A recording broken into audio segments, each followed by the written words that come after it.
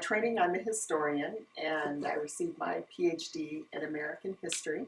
And in my teaching life, I have worked for most of my career at the University of Minnesota, teaching in American Studies and American Indian Studies. I think I always was interested in history, even as a kid. When I was at 12, 13 years old, I remember reading Vine Deloria's Custer Died for Your Sins. I remember reading Staniel Vestal's biography of Sitting Bull.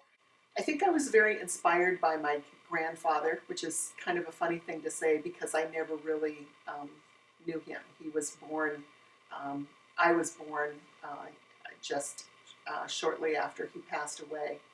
But when I was growing up, my mother had a pair of his rice knocking sticks, his cedar sticks, that he used for harvesting wild rice.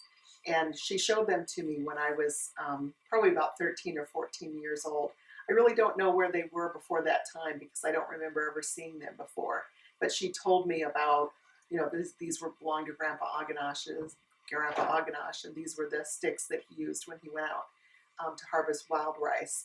And so when I was growing up, I always thought those ricing sticks represented tradition.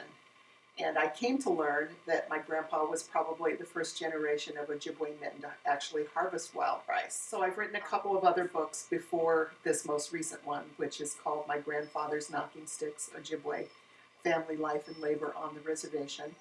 My first one was a book that looked at Ojibwe family and community life during the assimilation years, especially in relationship to the government boarding schools. And so that book is called Boarding School Seasons, American Indian Families, 1900 to 1940.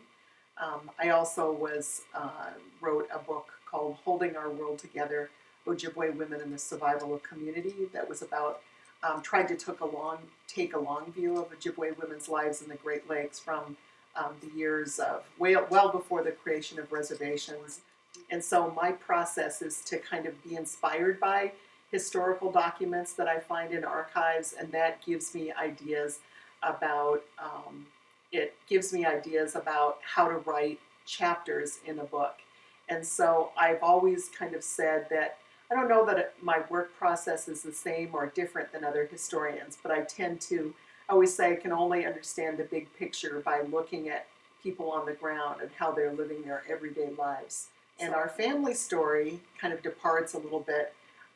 In some ways, it sort of follows a narrative of American Indians in the 19th century, early 20th century in Minnesota, in that there was dispossession that our grandfather was among the Ojibwe people being forced out of central Minnesota in the early 20th century.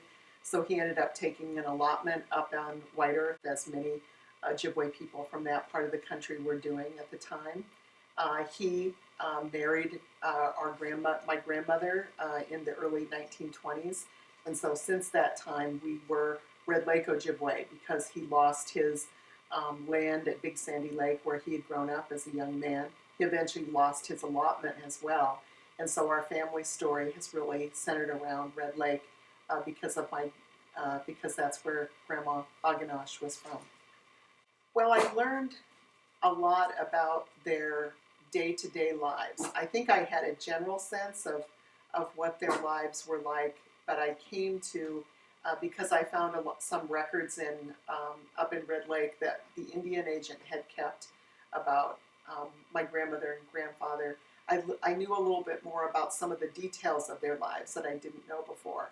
The Indian agent actually wrote about my grandmother's first 2 pregnancies. He kept records of their household budgets. He wrote about, there were letters that talked about my great-grandfather's Midewin funeral. So there were lots of things that I didn't know about their day-to-day lives. I also maybe I shouldn't talk about this, but I also found out that my grandmother had been arrested one time and was worked for a time.